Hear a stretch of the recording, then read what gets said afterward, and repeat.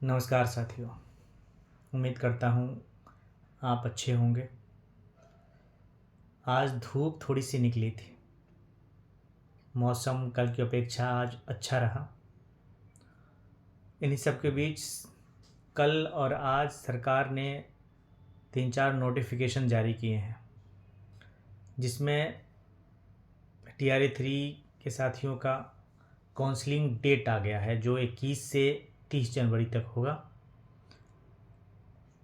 Bihar board ने matric और inter परीक्षा का प्रोग्राम घोषित कर दिया है। कौन सा सब्जेक्ट किस दिन होगा, मैट्रिक और इंटर का, इसकी सूचना जारी कर दिया है उसने। एक न्यूज़ और आ रही है कि अभी जो HMPV वायरस का विस्तार हो रहा है भारत में, डॉक्टरों ने अभी सलाह दी है कि इससे बचें, क्योंकि इस पर एंटीबायोटिक काम नहीं करेगा। तो कोशिश करें कि इससे बच करके रहें। बिहार सरकार द्वारा ऐलान किया गया कि 12 लाख लोगों को रोज़गार दे देंगे इस साल तक, यानी 2025 तक। और 12 लाख नौकरी की बात कही है उनने, और 24 लाख को रोज़गार, 34 लाख को। अब इस पर अगर रिसर्च किया जाए तो सरकार की कितनी बातें झूठी हैं इसमें, ये अपने आप पता चल जाएगा। 34 लाख को रोज़गार कैसे दिया गया है, किस किस को जोड़ा गया, और 12 लाख किस हिसाब से पुराया गया। नियोजित शिक्षक साथियों को दोबारा नौकरी दे करके, और आंकड़े दिखाए गए कि TRA 1 में इतने बहाली हुए, TRA 2 में इतने बहाली हुए। हर बार TRA 1 में भी नियोजित शिक्षक आए, TRA 2 में भी TRA 1 वाले साथी आए। उसमें 40,000 का आंकड़ा HM का जोड़ा जाएगा, जो कि खुद से पहले से टीचर थे। तो आंकड़ों का घालमेल है। सरकार सिर्फ दिखा रही है, हम देख रहे हैं, कोई सवाल जवाब नहीं है। इन सब के बावजूद अभी जो हम, शायद आप लोग को इंटरेस्ट नहीं हो, जो कुछ घटनाएं हुई हैं BPSC को लेकर के, BPSC एग्ज़ाम रद्द करने, आंदोलन, और प्रशांत किशोर का गिरफ्तार होना, पिटा जाना, मुझे उस आंदोलन की याद दिलाती है जो मैंने पढ़ा था कि 1968 में फ्रांस में एक आंदोलन हुआ था, जिससे एक बड़ा नाम जुड़ा हुआ था उस समय। वो सिर्फ छोटी सी घटना को लेकर थी कि उस समय जितनी सीटें थी फ्रांस के कॉलेज में, उससे कई ज़्यादा एडमिशन हो गया था, कहीं ज़्यादा एडमिशन हो गया था, जिससे उसमें बैठने में दिक्कत हो रही थी। हॉल में जहाँ बिठाया जा रहा था बच्चों को पढ़ने के लिए, सीटें कम होने के साथ साथ एडमिशन ज़्यादा, पढ़ें तो पढ़ें कैसे। बच्चों ने आंदोलन शुरू किया, इससे जुड़ गए एक बड़ा नाम, जयपाल छात्र। देखते देखते आंदोलन पूरे फ्रांस में फैल गया था। लगभग 2.5-3 महीने चला इस आंदोलन को, जयपाल छात्र ने लीड किया था। और उसी आंदोलन पे पैनी नज़र थी जयप्रकाश नारायण की। उसी के तुरंत बाद दिसंबर 1973 में आंदोलन हुआ था मोरबी इंजीनियरिंग कॉलेज में। मोरबी इंजीनियरिंग कॉलेज में थोड़ी सी फीस बढ़ा दी गई थी उस समय। गरीबी का माहौल था देश में। उधर 1972 में जो बांग्लादेश के साथ युद्ध हुआ, भारत ने लड़ा, इसका असर भी पड़ा था। और जब फीस बढ़ाया गया तो गरीब गुरुओं के बच्चे पढ़ रहे थे कॉलेज में, कहाँ से भरते वो फीस। उस फीस को कम करने के लिए बच्चों ने आंदोलन किया था। वहाँ पे मोरबी गुजरात में है। धीरे धीरे उस आंदोलन को पूरे देश में विस्तार मिला। विस्तार तब जा कर के मिला जब जनवरी में जयप्रकाश नारायण ने यूथ फॉर डेमोक्रेसी नाम का एक पत्र लिखा, गुजरात में हो रहे आंदोलन को लेकर के। आंदोलन और भड़क गया और राष्ट्रीय चर्चा का विषय बन गया। कई सारे छात्रों को गिरफ्तार कर लिया गया। उस पर पैनी नज़र थी जयप्रकाश नारायण की। स्थिति ये बनने लगी वहाँ पे कि वहाँ के जो 72 में चुनाव हुए थे उसमें 168 सीटों में से 88 सीटें जीतकर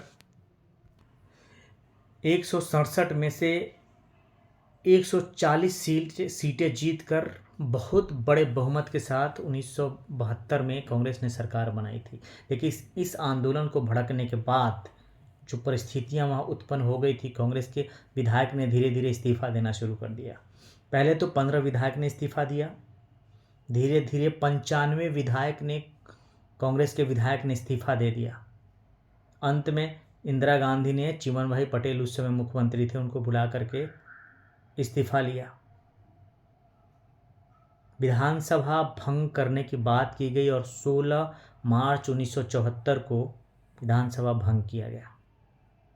उधर 16 मार्च 1974 को विधानसभा भंग होता है और इधर 18 मार्च 1974 को जेपी का आंदोलन बिहार में शुरू होता है। जेपी के आंदोलन को हम इसलिए जानते हैं क्योंकि इस पर बहुत रिसर्च हुए हैं, बहुत पढ़ा गया है, देखा गया है, जाना गया है। मोरबी के आंदोलन गुजरात में जो हुआ, मोरबी कॉलेज से शुरू होने वाला आंदोलन, उसके बारे में उतने रिसर्च नहीं हुए, उतने लिखा नहीं गया, शायद इसलिए हम लोग नहीं जानते हैं। अभी जो बीपीएससी की घटना को लेकर के आंदोलन हो रहा है, ये भी छात्रों का ही आंदोलन है, लेकिन आंदोलन को सही रूप नहीं दिया गया, शायद इसलिए। पता नहीं आगे क्या होगा। अभी तो सुप्रीम कोर्ट ने जो केस किया गया था सुप्रीम कोर्ट में, उसे रिजेक्ट कर दिया है। हालांकि होना भी ये चाहिए था कि पहले पटना हाई कोर्ट में केस होना चाहिए था, फिर वो जब रिजेक्ट करती तब सुप्रीम कोर्ट जाना चाहिए था। सुप्रीम कोर्ट का गाइडलाइन जो आया इसको लेकर के, वो तो कहीं ना कहीं ठीक ही है, लेकिन जब प्रशांत किशोर कूद पड़े इसमें, तो शायद उनको आंदोलन का जायज़ा लेना चाहिए था, आंदोलन के बारे में अध्ययन करना चाहिए था। भले उन्होंने काम किया है, ठीक है, यूनेस्को में काम किया,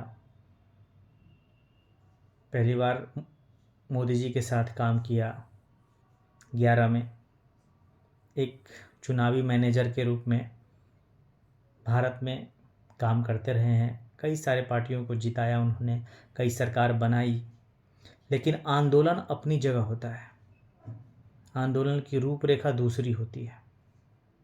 खैर, बहरहाल आप लोग बोर हो रहे होंगे, मुझे पता है, इन सब चीज़ों में आपका कोई इंटरेस्ट नहीं है, क्योंकि ना आपने पढ़ा है, ना जाना है, ना जानना भी चाहते हैं। आपको इंटरेस्ट है वो न्यूज़ कि स्थानांतरण के बारे में क्या हो रहा है।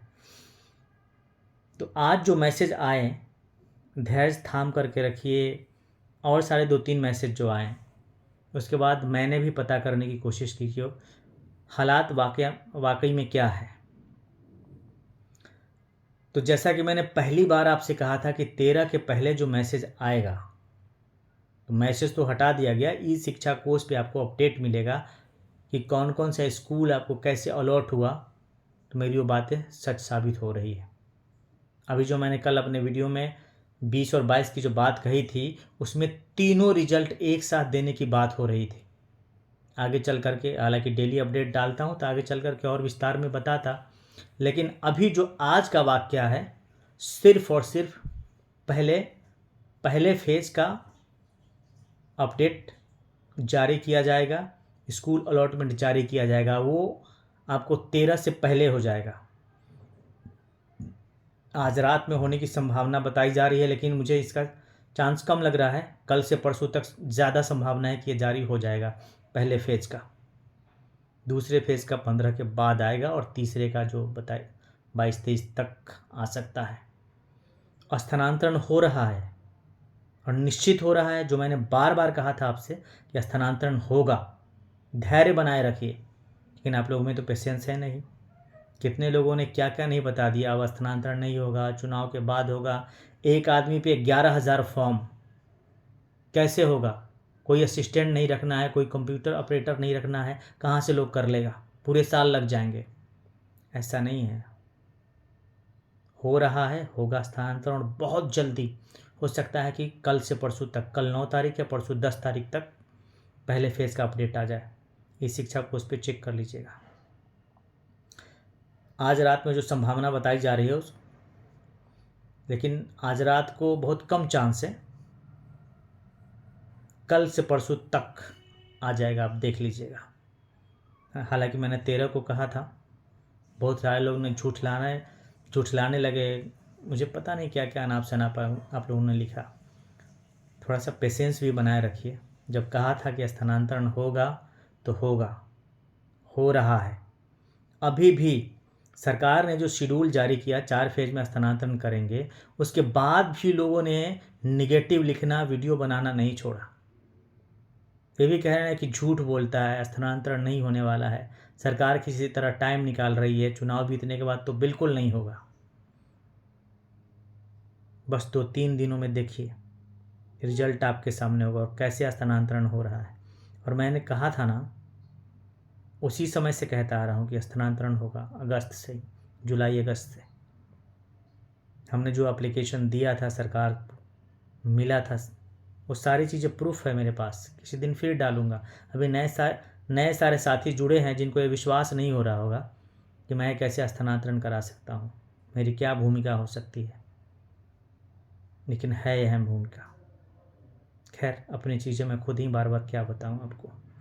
तो ये निश्चिंत रहिए, इसी वीक में पहले फेज का रिजल्ट आने जा रहा है स्थानांतरण का।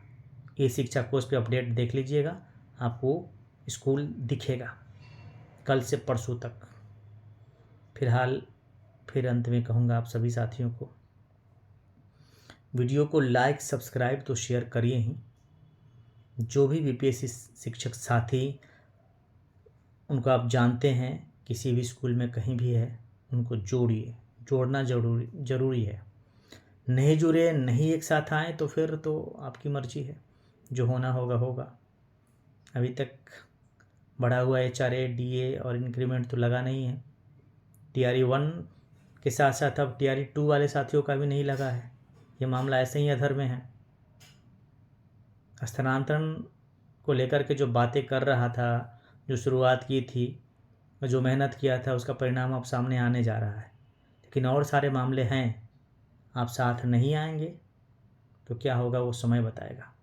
इसलिए मैं सारे बीपीएससी शिक्षक साथियों से आग्रह कर रहा हूँ, जो मेरी बातें सुन रहे हैं, वीडियो को भी शेयर करें और मेरा नंबर 9470255684 इस पर मैसेज करें, मेरे साथ जुड़ें। मैं आपको व्हाट्सएप का लिंक भेजूँगा और लिंक के द्वारा और साथियों को भी जोड़ें। मैं रहूँ ना रहूँ, सारे बीपीएससी शिक्षक साथी एक हों और सरकार से अपनी मांगों को लेकर के पुरजोर समर्थन के साथ बातें रखें, अपनी बातों को मनवाएं और सरकार सुने भी। इसी के साथ आज इतना ही। मैं अशोक क्रांति, थैंक यू।